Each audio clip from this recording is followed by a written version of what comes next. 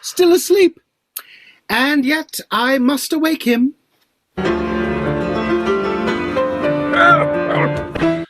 Oh, come here. Oh, it's you.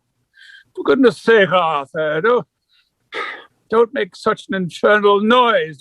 You want to dislocate that implement of torture? Oh, don't you like it, Uncle? I thought you were fond of music. You don't call that music, do you? Yeah, I accepted your friend Fritterly's invitation to his country house for a few weeks' quiet. Well, you've got it, haven't you? Don't interrupt me. I was merely anticipating. Who the deuce wants you to anticipate? Take things as I do and wait till they come round. My idea of the quiet life is to get up at 11, when the world has been thoroughly aired by the beneficent warming pan of the sun. Next, breakfast at 12. 12 is a lovely hour for breakfast. Have the morning papers all by yourself, and escape being dragged round the grounds like the rest of the visitors to see the early peas and asparagus beds and spring onions. Well, what next? Well, breakfast over, a quiet nap, and a bit of lunch at 3. The heavenly slumber till dinner time at 7. A cup of coffee, cigar, and to bed at 10. That's my idea of a rational, peaceful existence. Well, you'd better by half shoulder your gun and have a pop at the partridges. Oh, thank you. I never went out with a gun but once in my life, and then I shot a couple of dogs and a gamekeeper. So I gave it up. For if I'd gone on as I began, dogs and gamekeepers would have been at a premium long before this. Ah, well, it was a bad business for you, Uncle, that you didn't take a wife. It would have been a precious deal worse for my wife if I had. Well, everyone to his taste. What you call existence, I call a state of positive torpidity. It may suit you, but at my age, a man hungers and thirsts after a little more excitement. Well, why the deuce don't you take it? Go out fishing in the duck pond, or go and see the cows milked, or the pigs fed, or better still, there's no lack of excitement for you under your very nose. Where? At that window. Gardeners always working, rolling the lawns, or watering the flowers, or picking up worms and killing the slugs, and without the slightest fatigue for you. All you have to do is to settle yourself down at the window. Settle down, eh? My dear uncle, that's the very thing I want to do. In a word, Myrtle Vane, Lady Fritterly's sister. Oh, that old story over again, eh? Lady Fritterly's sister is a nice-ish sort of girl. Nice-ish sort of girl? She's an angel. Rubbish. Besides, as I said before, you're too young to marry yet. Wait another 10, 15 years and then begin to look about you. You haven't popped her, have you? Popped? Proposed. Oh, no. Oh, then, how do you know she'll have you? Of course I don't know, but I think she might. Oh, there's a conceited young puppy for you. Especially if you'll encourage my attentions like my dear, kind old uncle. Yes, which, as you say, dear, kind old uncle doesn't intend to do. Oh, you don't, eh? Very well, then. Listen to me. I shall do something desperate. Wait till I get out of the room. Oh, I thought as much. My pulse is going like a windmill in a gale of wind. This excitement's too much for me. I must take a sedative. Now, young fellow, listen to me. If you are so anxious to settle, as you call it, you'd better begin with my consent. In a word, you don't marry without my consent. Marry without it, and I leave every shilling I've got to the Society for the Suppression of Virtue. The propagation of vice. I don't know what I'm talking about. Oof. Just as easy to argue him out of his prejudices as it would be to make a Quaker kick his mother's ass. Oh, here comes Myrtle. What a contrast. He, all apathy. She, all impetuosity. Of course, I shall have to give her an account of my morning's employment, as usual, which consists of breakfast. 3 slices of toast, a rasher of bacon, a couple of eggs, and a cup of coffee. Not a bad morning's work, either. Good morning, Mr. Vallence. Has nature no attractions for you, that you remain indoors on such a lovely day as this? Following your uncle's example as usual, I presume? On the contrary, I've been very hard at work, I assure you, trying to reduce my uncle's bump of obstinacy. But in vain? The protuberance defied your efforts. And has that been your entire morning's work? Physically, yes. Mentally, no. Well, the physical we'll dismiss. The mental consisting of reading the newspaper, eh? What can a man do such weather as this? It's too hot to walk, too early for billiards, only fit for smoking. By the by, I did manage to get as far as the stables, where I had a cigar. Ah, and this is the new leaf you promised me you would turn over. A tobacco leaf. You are sadly deficient in energy, Mr. Vallence. I confess it. But brought up as I was from my earliest infancy under my uncle. Under your uncle? Yes. Oh, no, of course not. I mean under his supervision. How can I be otherwise than I am? He resents the slightest approach to activity as a slur on himself, and the highest compliment you can pay him is to yawn in his face. I beg pardon. I'm afraid I'm in the way. Well, not at all. But why are you in such a hurry to go? To allow you more leisure for... you know. Oh, Myrtle. Do you object to my calling you Myrtle? You should have asked that question before you did. If my tongue has been silent, surely my eyes must have spoken for me. Mr. Vallence, you forget yourself. Because I was thinking of you. This is getting too serious. But you really must excuse me. I have my plants to attend to.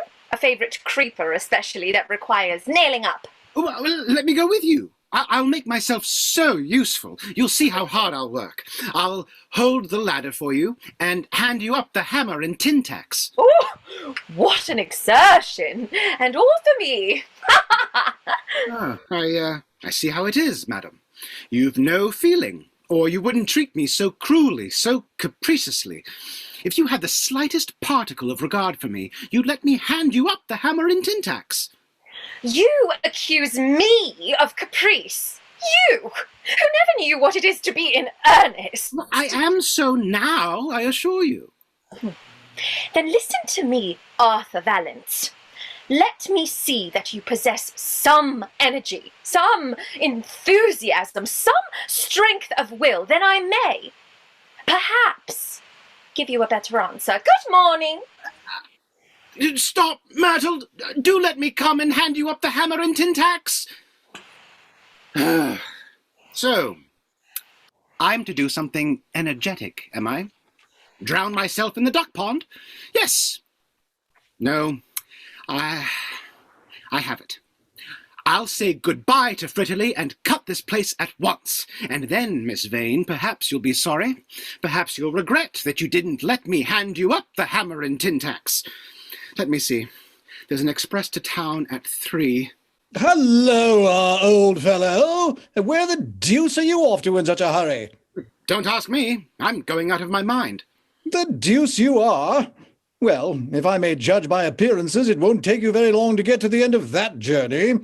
Confound it, man, will you explain? Well, you know the feelings I entertain towards Miss Vane. Myrtle, yes? Well, you'll hardly believe it, but when I proposed to her just now... You proposed to her? Yes, to hand her up the hammer and tin tacks. Hammer and tin tacks? What the deuce are you talking about? I'm sure I don't know. Okay, yes, I do.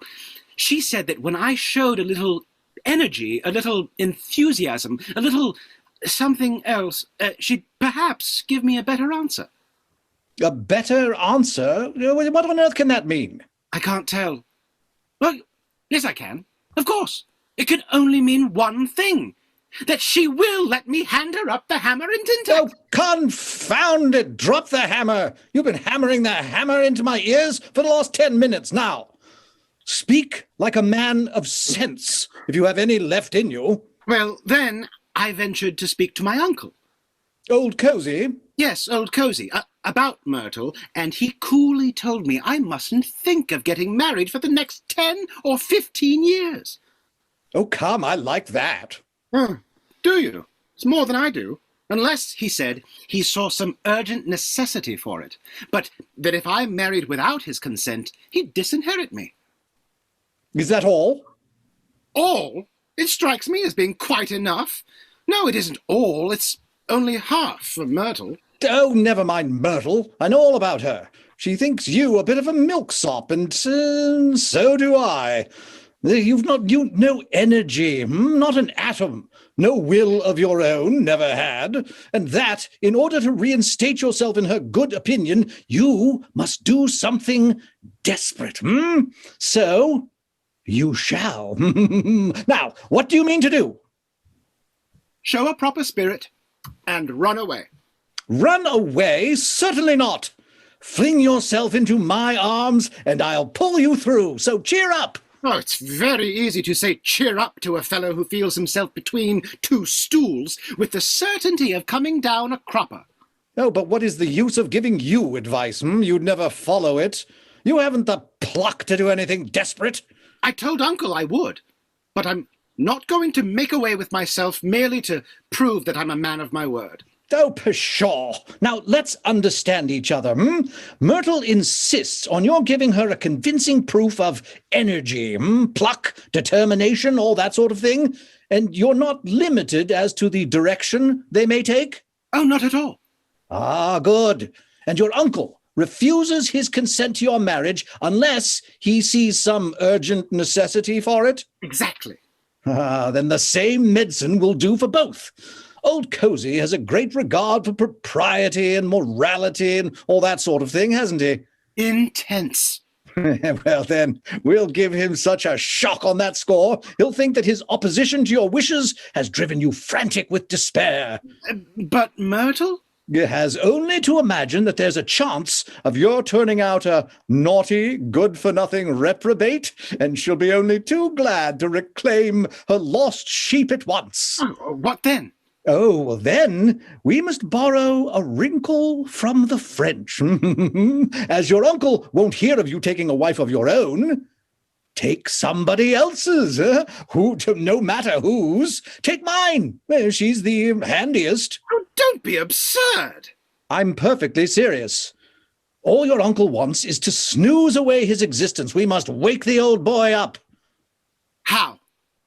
By an elopement, a pretended one, of course, which you shall propose to my wife, and he shall overhear. Well, I propose an elopement to Lady Fritterly? She'll be indignant. Well, how do you know that? She may feel flattered. At any rate, I'll take all the responsibility. You may be as fascinating as you choose. Ha ha! But, man alive, I'm not in the habit of running away with other people's wives. I shouldn't know how to begin. Something in this style? Please, ma'am, will you run away with me? Oh, not half tender enough. Loveliest of women. Then down on your knee, it doesn't matter which, both if you like. Then exclaim, my bosom's torn with confliction of emotions. My brain is a whirlwind of agony and despair, tearing your hair out by handfuls all the time. Don't forget that. Stop. Don't be in such a confounded hurry. Let me see. Loveliest of women, 1. Conflicting emotions, 2. Agony, 3. Despair, 4. Can't you make it 5, 1 for each finger? 5, the elopement. There, you must come out a little stronger. Let us fly, loved one. Horses are in readiness to bear us to the nearest station, where the flashing express shall whirl us to anywhere you like. Madagascar, Seringapatam, Pegwell Bay, no matter. That's the style, is it? By Jove, I've half a mind to chance it. But when is this precious scheme of yours to come off? At once. As soon as I can secure the presence of my wife and old Cosey as a listener. Well, he always takes a nap on this couch when the coast is clear. Ah, there now. You take a stroll in the grounds. I'll hide behind the window curtains and give you a signal to come. Be off. Wait a minute. Loveliest of women, conflicting emotions, agony, pagony. No, not pagany. Despair. Let me see, what's the little finger? The elopement. All right. He is gone at last. I ought to have been born in an atmosphere of diplomacy to develop my talent for intrigue. How this little game of mine will astonish them. But they all want waking up in this house. Cosey is an old hedgehog, all prickles and prejudices. Arthur, well, never mind that. Myrtle is a crab apple, pleasant to look at, but occasionally rather tart to the taste. As for my wife, well, she's a charming woman, but she has one fault for which I'd gladly exchange a good many of her virtues. She's so dreadfully proper. Shall I take her into my confidence? No, she hates jokes, especially mine. Oh, how she will stare when Arthur opens his batteries. Run away with my wife. The notion's too absurd. Indeed. So, husband of mine. Felix. Grace! I wonder if she overheard. You seem merry, laughing at your own jokes. Quite right, you should, so nobody else does. Thank you. All right, she didn't hear anything. Perhaps I'd better prepare her just a little bit, or she might petrify poor Arthur with one of her tragedy looks before he opens his mouth, and then he'd take to his heels to a certainty. By the by, dear Grace, have you noticed anything peculiar in young Valence's behaviour lately? No, he seems as apathetic as ever. He may perhaps have shown a little more attention to me than usual. The deuce he has. I wonder what she'll say presently when he comes out with his agony and despair. I don't mean his behaviour to you, but to Myrtle. He's not half so attentive as he used to be, and I fear there's a reason for it. Indeed. Oh, yes. He may be smitten with somebody else. At his age, the affections are fickle, volatile, skipping like a flea from dog to sipping like a bee from flower to flower. Myrtle is young, very young, but even youth like hers may become insipid. The love of every precocious boy of 15 is an older woman. I began at 12. An older woman. Understand, sir, that no woman cares to be reminded of her age, any more than that she wears false hair. Your remark, therefore, is scarcely polite. But with your wife, it appears you consider no such politeness necessary. Politeness? My dear Grace, what is politeness after all? Merely the gloss of society, I suppose you'll admit that the shiny stuff they put on the top of the buns doesn't make them taste any sweeter. Spare me your absurd similes, and don't mistake flippancy for wit. Oh, that's a dig in the ribs for me. But we are wandering from our subject. Do you think Myrtle loves Vallence at all? I fancy she likes him well enough. Well enough won't do. She must like him a great deal better, as I believe she would, if only we could make her just a little bit jealous. Perhaps so, but how? My lady maid's no beauty. The housemaid's no chicken. The cook's too fat. And there's no one else. No, exactly. Are you going out this morning? Yes, unless you wish for the pleasure of my society here. Well, it would be a novelty. And you promise to spare me the infliction of those melancholy exhibitions which you call jokes? I'll be as dull as an undertaker. Suppose you put a few stitches into that smoking cap of mine, which has been your sole occupation in needlework for the past 2 years and a half. Be it so. It's in my room. I'll set it. So he's evidently got some little game on hand, which it will be my business to find out. Ta-ta! Poor unsuspecting innocent. It's too bad to take advantage of her simplicity. Here comes old Cosey for his 40 winks. Better and better. But he mustn't see me. I'll hide me behind the curtains, Nobody about here. Got it all to myself. Just what I like. I was afraid of meeting Fritterly. He's a pleasant enough fellow, but in his way. But I prefer him being out of his way. To be within the sound of his voice is like living over a printing office, one continual clatter. Now then, for a little solitary rumination. Nothing quite equals it. Look at her cow, how she enjoys it. And isn't she just the most peaceful of all animals? Who ever heard of a cow in a passion? See the touching resignation with which she allows herself to be milked? I wish Arthur had more of that docile animal in his composition. He wouldn't talk of doing something desperate. Oh, now then, for a delicious nap.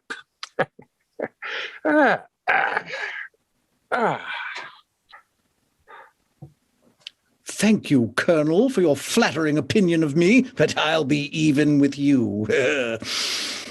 I wonder if he's asleep. Yes, sound as a top.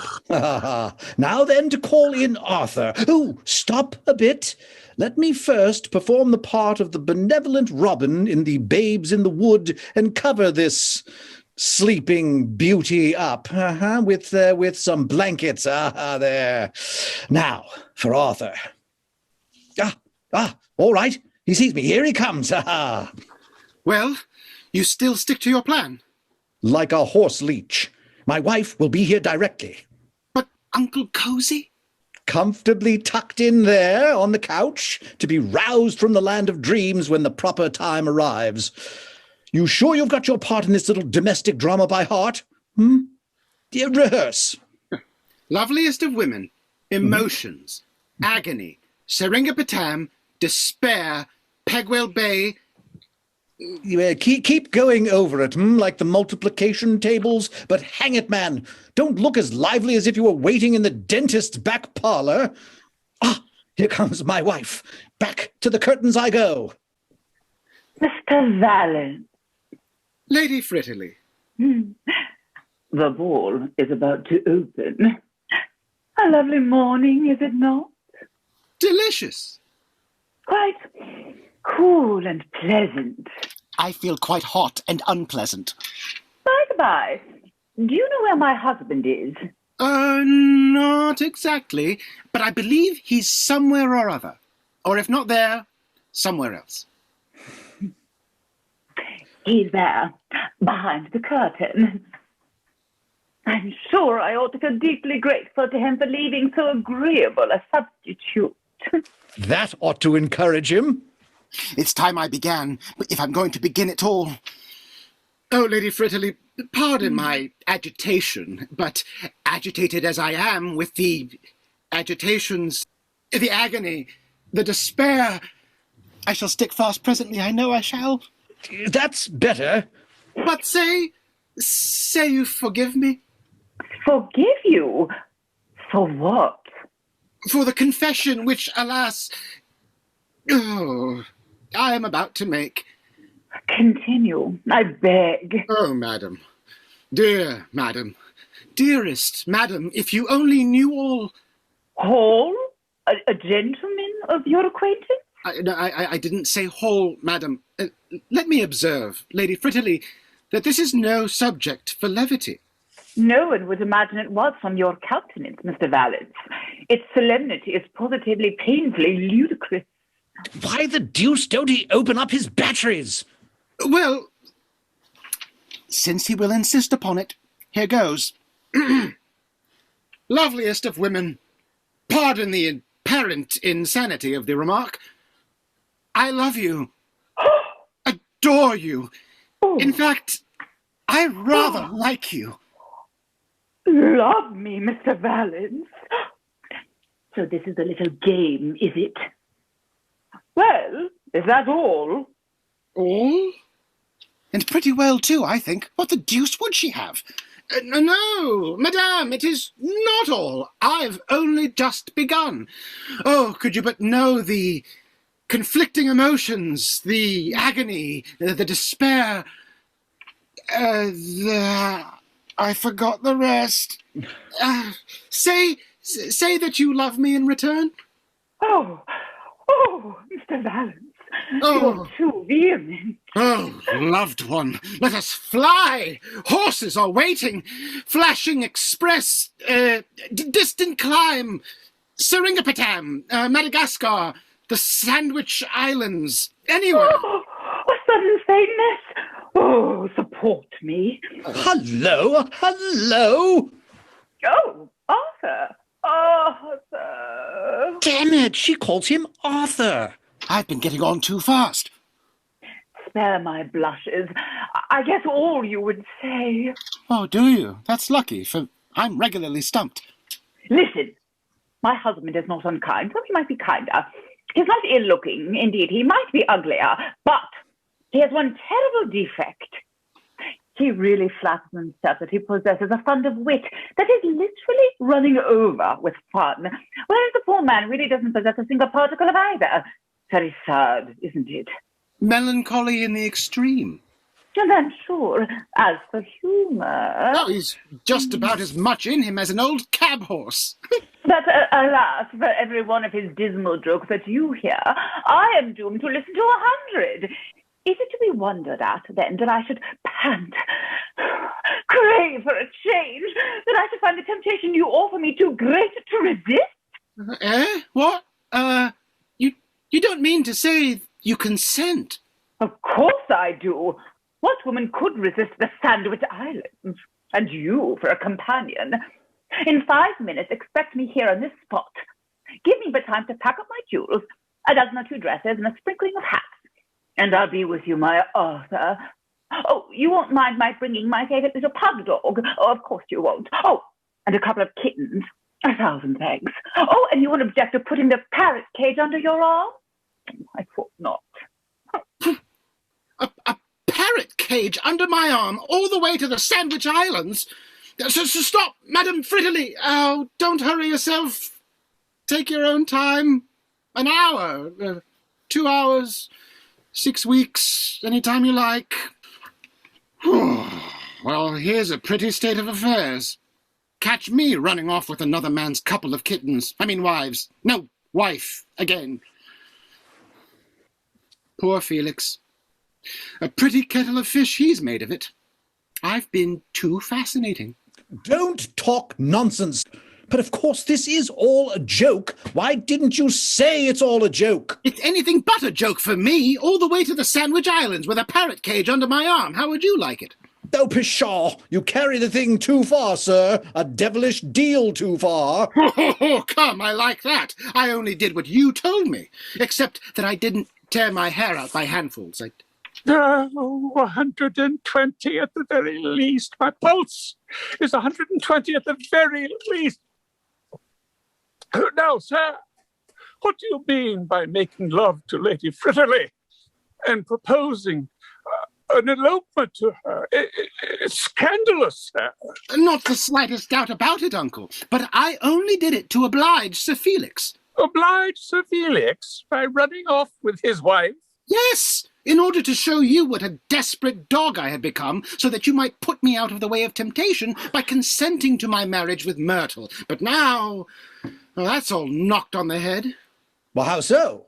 Because, my dear fellow, your wife having accepted, I am bound, as a man of honour, to run away with her. Well, of course, as a man of honour, we're bound to run away with her. A lady for whom I entertain the highest respect. A lady for whom we entertain the highest respect. But for whom I don't care two pins. But for whom we don't care two pins. Oh, well, you needn't be insulting by associating Lady Fritterly with that paltry amount of haberdashery. Oh, I shall be in a raging fever presently. What's to be done? Recollect, you've got to ascertain when the next train starts for the Sandwich Islands. Oh, hang it, Sir Felix, can't you suggest something? I look to you, with your extravagant devices, to extricate me. Oh, sir, we insist on your extricating us from your extravagant devices. Well, I confess I've made a slight mistake this time, but all isn't lost, huh?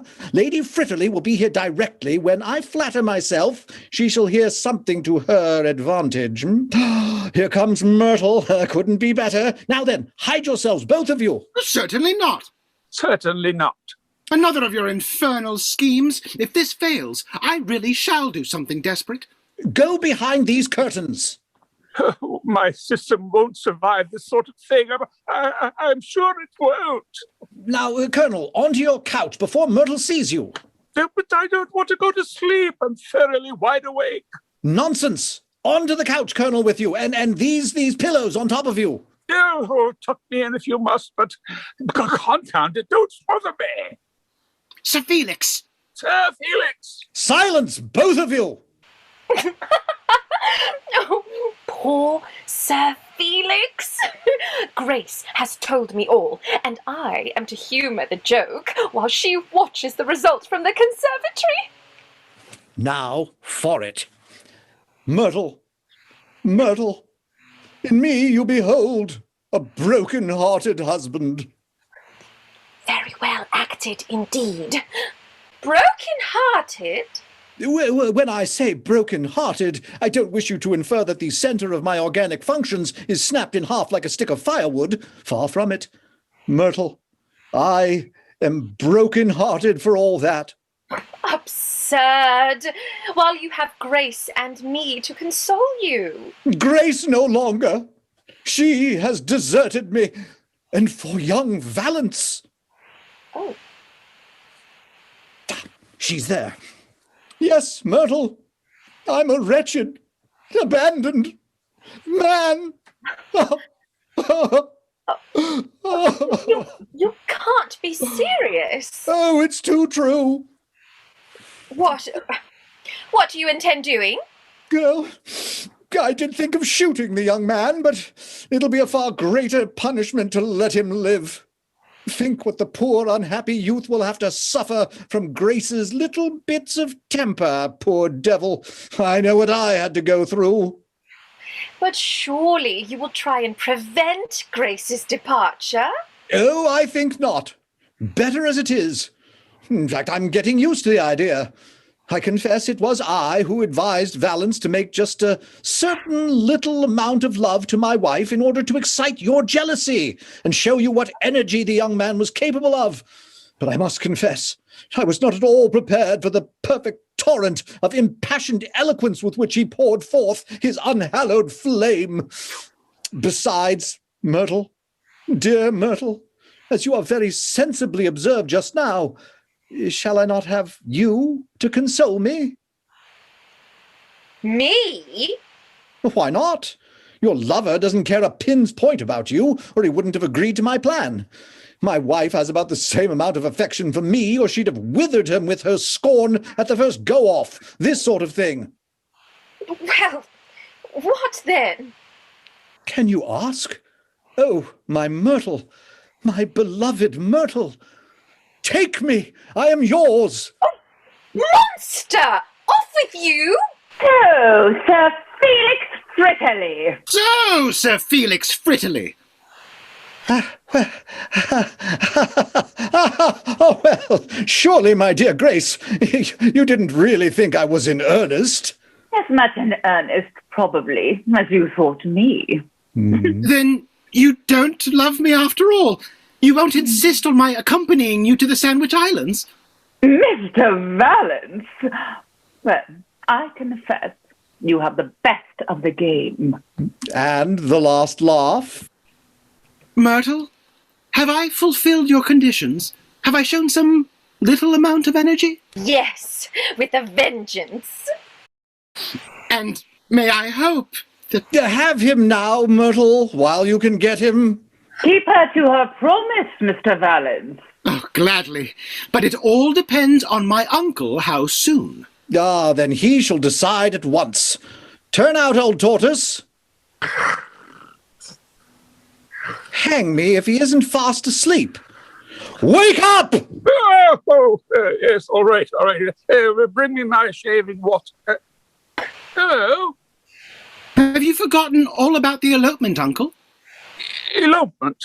Why, you ought to have been halfway to the Sandwich Islands by this time. We've arranged that little matter differently. Oh, well, then what the deuce did you wake me up for? To let you go off to sleep again in a more comfortable frame of mind. Come, Colonel. Arthur's desperately in love with Myrtle. And Myrtle is over head and ears in love with... Felix! With herself. They only await your benediction. Don't bother the benediction. I'll settle 1,000 a year on them. The most sensible thing you've said for a long time. And now you may go to sleep again as soon as you like. Yeah, thank you. Oh, 90. My pulse is 90. That's better. But a word at parting here. How account for our eccentric behavior, Shall we boldly forestall the critics and say at once? Quite foreign in sentiment. Obviously borrowed from our lively neighbours. Possessing all their levity with regard to those domestic ties. In short, taken from the French.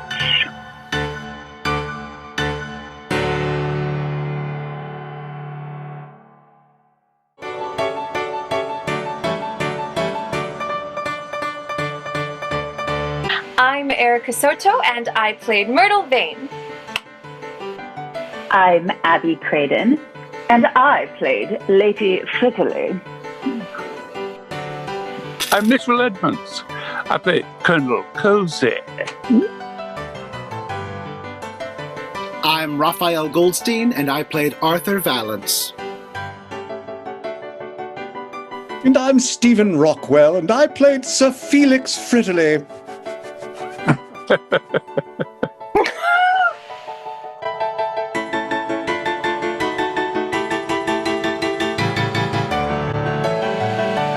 And welcome. This is a little bonus, an after-show symposium with the cast of Taken from the French. A round of applause. You may applaud yourselves if you wish. Thanks to Apollo DUKAKIS for directing. And my name's Graham Barnard, and I was the technical director. I'm going to try to pull all these elements together and present them in a sort of theatrical, cinematic way. So thoughts and prayers my way. I just wanted to ask the cast, all of which are resident artists at Noise Within in Pasadena, the classical repertory company that has been in town since as long as I've been here. Tell me, Maddison Morton, the playwright of the plays that we've been doing, Box and Cox, and also this one, he comes from the early to mid 19th century. This is the early Victorian era. This is the era of Charles Dickens. And you might think that the humor wouldn't play, it wouldn't carry over all of these, over the centuries. But like good classical theater, I think it does. What do you think, Stephen Rockwell? I think it does. I think it's the dialogue is very witty and somewhat silly. I think the characters are large and a little bit absurd, but lots of fun. And I find it very amusing. Great eccentrics. I think what the playwright was doing, because he obviously was parodying the French, which the audience, the English audience, would have been aware of. And I think they would have found it doubly funny. And maybe he could get away with being a little more risque by saying, well, I'm just copying those French. Because there's some risque situations going on here. What do you think, Mitchell? Is this the kind of... This is the kind of play that a person who is good at character work, which you certainly are, could really sink his or her teeth into. Did you enjoy Did you enjoy your sleeping? I must say you did a good job of sleeping. Not everyone could pull that off. Oh yeah, thank you very much. Yeah, no, I enjoyed I enjoyed this kind of theater. Yes, exactly. We did Box and Cox earlier. I think we talked about that or not, but same playwright. And I remember it from years ago being funny, and that's when Apollo and I started talking about it and doing it at that time. And yeah, I'm a character actor. I do this. Did this from the time I was too young to do it, and so it's fun for me. It's also a joy. I must just say, especially for this group. These people I know for a long time, and I haven't seen them for a long time.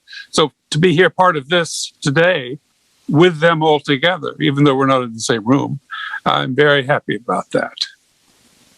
And you're getting to be an old hand now at these Zoom performances, Mitchell. Yes. So when we started this, doing Box and Cox, it took some getting used to.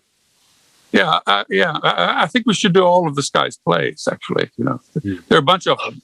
There's a bunch. There's a raft of them. Like 30 or something like that. As a matter of fact, I think Apollo's thinking about doing another one later on. A whole series. Yeah. Well, it lends itself. The broadness of the humor lends itself to these little tiny screens. And I must say, you all filled them beautifully. I want to know RAFAEL's opinion, being one of the younger performers. How does it work for you? Do you think it plays to your generation? What are you, millennial? I'm one of the older Gen Z. millennials. It's been so interesting getting to do these Zoom readings, because you do end up coming across plays that theaters won't wouldn't produce otherwise. And so this time where we've all been isolated has been a wonderful time for experimentation and exploring these kind of forgotten works, and going back to the early days of theater is always a good idea, I think, when you're trying to reset your creative juices, I think it definitely still works. I mean, obviously it would be a little more dynamic in person, but I think working within these little boxes on Zoom forces you to be a little more inventive and a little more flexible, and I don't know. It's been a fascinating experiment, I think. Well, this is the end of an interesting period in the history of the world. I would say also in the history of theater and filmed performance and that kind of thing. How was your 2020? Did you all do a lot of work? Were you able to do more Zooms like this, or is this kind of still a new experience? Abby. Well, I do a lot of voice work, and I have a home studio, so I've been pretty busy. So it didn't change all that much for me, which I'm very fortunate. But I've done a few of these Zoom readings, and they're interesting. I'm not sure I'm entirely comfortable with all of the strange. It feels like you're a little bit like in a bubble or a fishbowl. It's just fun to be creative and to see everybody, even if it's in tiny square boxes. And also, I like all the creativity that's coming forward. I think there's a hunger. We're hungry to be with each other and to do this. So that's good. When was the last time you all were on a stage, Stephen? 2 years ago. 2 years? But, I was going to say your question about like what it's been like. I've been teaching for the last year almost exclusively online at a performing arts college. And we've been doing Shakespeare, Greek tragedy, Moliere on Zoom. You have to get creative. I mean, you just have to get creative. But I think back to, 1606 when the theaters were closed due to the plague and they had no Zoom. They just went into their holes and waited. At least we've had Zoom to continue to explore our work. Yeah. Yes, I will say, as pandemics and plagues go, we still had a pretty easy ride of it. When was the last time you were on stage, RAFAEL? Last time I was on stage was with Miss SOTO down there when she took on Alice in Wonderland over at A Noise Within, and I played the Mad Hatter. And was that virtual or was that with an audience? No, it was right. We opened on March 8th, I think, somewhere around there, and then that next week, all the theaters got shut down. So we got to open it and do a matinee, and then that was it. But we're going to be filming a version of Alice in Wonderland, following very strict COVID protocols, and so fortunately, we'll be back on stage very soon. ERIKA, what about you? That was your last time on stage? Must have been. Yeah, Alice in Wonderland. Just like Rafael said, we opened, we had a few performances and then had to shut it down. So it's exciting to be coming back and revamping it in the COVID era. So we'll see how that goes, but it should be good. Yeah. It'll be an interesting experiment, and seeing what the limits are, as well as what benefits we might be able to get from it too. Yeah, I agree, because I feel like it's, it won't be filmed straight on as if you're watching the show, because it's not possible to do it that way. So it'll be interesting to kind of explore theater with a cinematic eye. Through a cinematic lens, literally. Yeah. Because it is a staged performance. It's still heightened. But we get to I'm thinking we're going to get to play with a lot more subtlety, which is something I have found in the Zoom readings that I really enjoy. That you can other than this one, of course. Yeah, right. But even then, I think ERIKA is telling the truth. Yeah. What? Well, it's been a great pleasure doing this with you all, and we thank Apollo DUKAKIS, who helped. Has had the vision for these Zoom performances and directed behind the scenes. He's behind the curtain, as Stephen was earlier in the play. Thank you all for joining us, and have a good day. Thank you. Bye-bye. I wonder if he's asleep. Yes. A sudden faintness. Oh, support me. Very well acted indeed. Thank you.